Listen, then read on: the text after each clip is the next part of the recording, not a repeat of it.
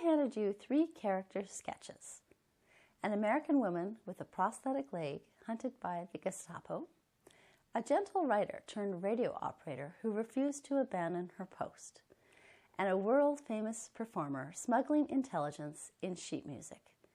You'd probably assume I made them up. I didn't. Today's Author Notes is the first in a 3-part historical deep dive into real spies of the 1940s, whose lives read like novels even though history didn't always treat them like heroes. Stay tuned.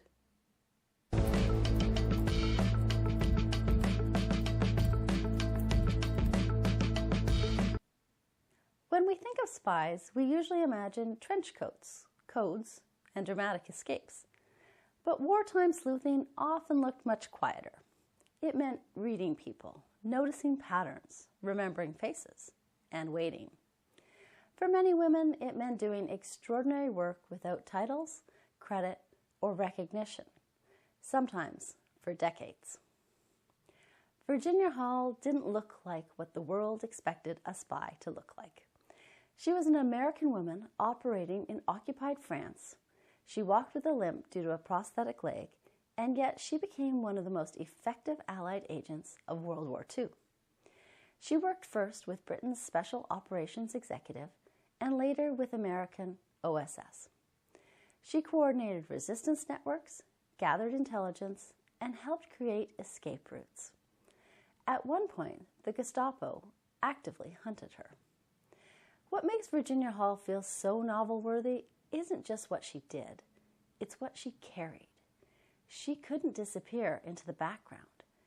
Every movement came with risk, and still she stayed. If you want to read more, A Woman of No Importance by Sonia Purnell is an extraordinary place to begin, and the film A Call to Spy draws inspiration from the world Virginia worked in. Noor Inayat Khan doesn't fit our usual image of wartime bravery. She was a writer, a musician, raised in a spiritual pacifist household, and yet she became a wireless operator for Britain's Special Operations Executive in occupied France. Wireless operators were often captured quickly. When escape routes closed, Noor stayed. She continued transmitting even as danger increased. What moves me most about Noor isn't fearlessness, it's persistence. That quiet decision to continue, even when fear was unavoidable. Her story is told beautifully in Spy Princess by Shrabani Basu, and again in the film A Call to Spy. Josephine Baker was already famous when the war began. She was a performer, a global celebrity, a woman constantly in motion. And she used that visibility as cover. Josephine assisted the French resistance by carrying intelligence hidden in plain sight, including messages written in invisible ink on her sheet music. What fascinates me about Josephine Baker is how she turned art into armor.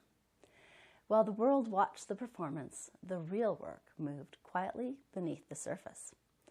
Her wartime story can be explored through National World War II Museum features and the HBO film The Josephine Baker Story. These women weren't exceptions. They were examples of how much history quietly asks of people who are never meant to be seen. In the next Author Notes deep dive, we'll step behind the curtain and talk about the women whose names we don't always know. Code breakers, couriers, and the invisible work that helped change the course of the war. Because sometimes the most powerful stories are the ones that were never meant to be told. I hope you enjoyed this video. Be sure to subscribe so you never miss an episode of Author Notes. Until next time, happy reading!